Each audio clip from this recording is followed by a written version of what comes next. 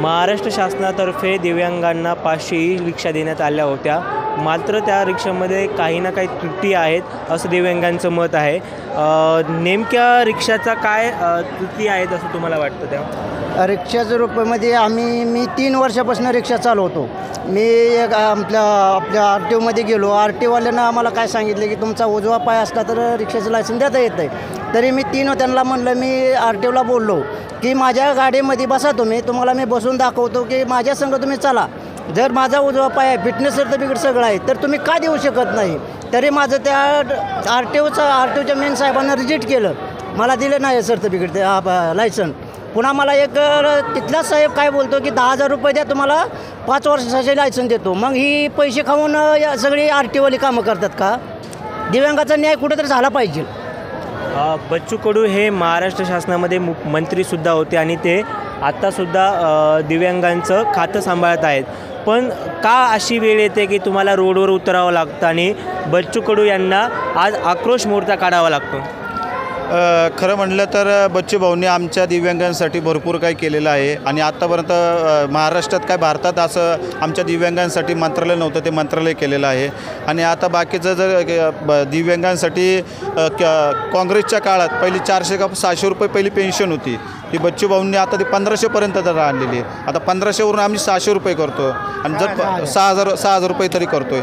आणि ती गोष्ट सोडून जर ही रिक्षा पहिली भेटत नव्हती दिव्यांगांसाठी, त्या ही रिक्षा आता 100% दिव्यांगांसाठी तेवढी तरी अंमलबजावणी केलेली आहे। पण त्या रिक्षामध्ये पण असे फॉल्ट निघालेले की चार्जरचा बाकीच्या गोष्टीचा याचा फॉल्ट निघालेला आहे, त्याच्यामुळे तो प्रॉब्लेम निघालेला आहे। आणि दुसरा पिवळ्या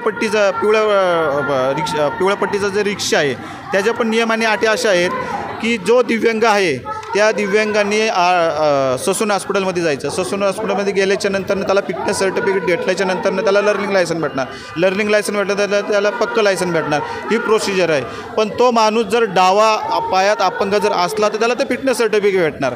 आणि तो नेमक्या मागण्या काय तुम्हाला? ई रिक्षा जे शासनातर्फे दिल्या गेले आहे त्याच्यामध्ये जे त्रुटी आहेत, तुम्हाला काय वाटतं, काय सुधारणा व्हायला हवी त्यामध्ये? मला असं वाटतं सरसकट 40%च्या पुढं जसं सरकारी याच्यातून आम्हाला अनुदान भेटतं, तसं 40% ते 100% जे दिव्यांग आहेत त्यांना सरसकट ई रिक्षाचं वाटप व्हायला पाहिजे, हीच माझी विनंती आहे। आणि वाटप जरी झाले तरी चांगल्या पद्धतीने चांगल्या क्वालिटीचा पत्रा म्हणा, बाकीच्या इंजिन म्हणा, बाकीच्या काही गोष्टी म्हणा ते मिळायला पाहिजे। कारण आत्ता 100% दिव्यांगांना जे मिळालेलं आहे पण ते काय कामाचं नाही आहे, कुठंतरी गाडी बंद पडती आणि सर्व्हिसिंग व्यवस्थित काय ते उपलब्ध होत नाही।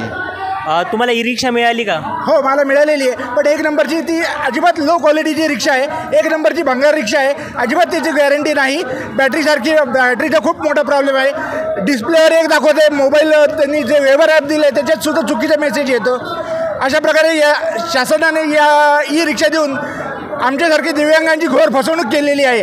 तरी आमची शासनाकडे अशी मागणी आहे की आम्हाला मिळालेल्या या रिक्षा या परत घेऊन चांगल्या क्वालिटीच्या रिक्षा आम्हाला मिळाव्यात किंवा त्या बदल्यात पैसे आम्हाला शासनाने आमच्या अकाउंटवर भरावेत। मिळालेली ई रिक्षा ही भंगार क्वालिटीची असल्यामुळे त्याच्यात सुधारणा होऊन आम्हाला ती मिळायला हवी किंवा आम्हाला त्याऐवजी पैसे मिळायला हवेत असं दिव्यांग बांधवांचं म्हणणं आहे। राम बुधवंत, नवराष्ट्र न्यूज, छत्रपती संभाजीनगर।